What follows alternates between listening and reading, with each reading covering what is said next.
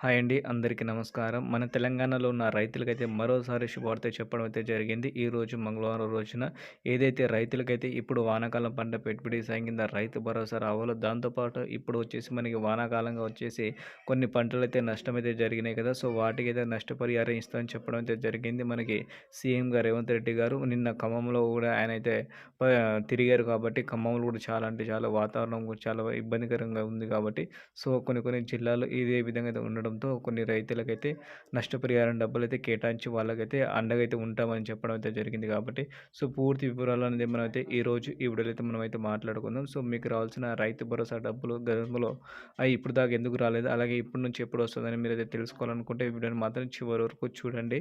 So, దాంతో పాటు చిన్న రిక్వెస్ట్ ఏందంటే చాలామంది రైతు మిత్రులు మన వీడియోస్ అయితే చూస్తున్నారు గానీ వీడియోని లైక్ చేయట్లేదు. దాంతో పాటు ఛానెల్‌కి అయితే సబ్స్క్రైబ్ చేసుకొని కొంచెం సపోర్ట్ ఇస్తే ఇంకా మీకు ఇలాంటి ఇన్ఫర్మేషన్ తొందరగా తీసుకోవడానికి ట్రై అయితే చేస్తాం కాబట్టి మీ నుంచి సపోర్ట్ అది మాత్రం అది కావాలి. సో, ముందుగా చూసుకుంటే మన తెలంగాణలో దాదాపుగా ఇప్పటికైతే వానాకాలం సంబంధించిన పంటలు అందరూ అయితే ఏసుకున్నారు. సో, దాంట్లో వచ్చేసి వర్షాకాలానికి గత 3, 4 రోజుల నుంచి బీభత్సమైన వర్షాలైతే పడుతున్నాయి. మన తెలంగాణ రాష్ట్రంలో కొన్ని చోట్లయితే చాలా వరకైతే నష్టపరిహారం జరిగింది. ఆస్తి నష్టపరిహారం జరిగింది. దాంతోపాటు కొంతమంది అయితే మృతి కూడా చెందారు. సో, మొత్తానికి వచ్చేసి మనకి ఏదైతే రైతు భరోసా ఇస్తామని చెప్పారు కదా! ఆ రైతు భరోసా డబ్బులు కూడా వచ్చేసి మనకైతే 2 విడతలుగా అయితే ఇస్తామని చెప్పడం అయితే జరిగింది రేవంత్ రెడ్డి గారు. దాంతోపాటు వ్యవసాయ శాఖ తుమ్మల నాగేశ్వరరావు గారు.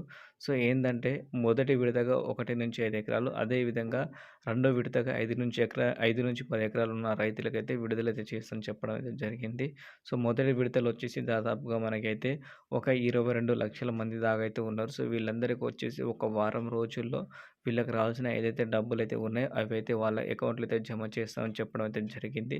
అసలు ఎందుకు లేట్ అయింది? ఇంత లేట్ ఎందుకు అయింది? అమౌంట్ అంటే ఒకటే కారణం అయితే చెప్పారు. ప్రభుత్వం మారిన తర్వాత దాదాపుగా 31,000 కోట్ల రూపాయలనేది రుణమాఫీ అయితే చేయడం అయితే జరుగుతుంది కాబట్టి, దీనికి సంబంధించిన పరిస్థితుల్లో మేము కొంచెం బిజీ ఉండేసరికి ఈ పథకం వచ్చేసి అమల్లో అయితే లేదు. ఇప్పుడొచ్చేసి మేమైతే అమల్లోకి తీసుకొచ్చి రావడం అయితే జరిగిందని చెప్పడం అయితే జరిగింది.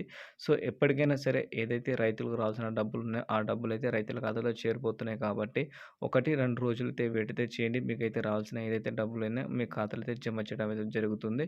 సో, ముందుగా మీరైతే ఒక్కసారి ఏం చేస్తారంటే మీ మొబైల్ నెంబర్‌కి అలాగే మీ బ్యాంక్ అకౌంట్‌కి లింక్ ఉందా లేదా ఒక్కసారి చెక్ చేసుకోండి. ఎందుకంటే ఏ టైంలో అయినా డబ్బులైతే మన ఖాతాలో అయితే పడవచ్చు. అది నైట్ అయినా అవ్వచ్చు, డే అయినా అవ్వచ్చు. ఒక్కసారి మీరైతే చెక్ చేసుకోండి. అలాగే రెండో విడతగా వచ్చేసి దాదాపుగా చూసుకుంటే ఇంకో 27 లక్షల మంది దాకా అయితే ఉన్నారు కాబట్టి మొత్తంగా చూసుకుంటే మనకైతే ఒక 50 లక్షల మంది రైతులైతే మన తెలంగాణలో ఉండడం అయితే జరిగింది. సో, వీళ్ళందరికీ కూడా వచ్చేసి మనకైతే ఈ సెప్టెంబర్ మంత్ ఏదైతే ఉందో దీంట్లో అయితే కంప్లీట్ అయితే చేస్తామని చెప్పడం అయితే జరిగింది కాబట్టి మీకు కనుక రావాల్సిన డబ్బులన్నీ మీ ఖాతాలో అయితే వచ్చేస్తాయి. దాంతో పాటు ఏదైతే నష్టపరిహారం ఉన్నాయో ఆ డబ్బులు కూడా మనకైతే ఎంతో కొంత సహాయం అయితే చేస్తుంది. ఈసారి మనకి తెలంగాణలో ఉన్న కాంగ్రెస్ ప్రభుత్వం. ఓకేనా ఫ్రెండ్స్? వీడియో నచ్చితే లైక్ అండ్ షేర్ చేసి ఛానల్‌కైతే సబ్స్క్రైబ్ చేసుకోండి. Thank you.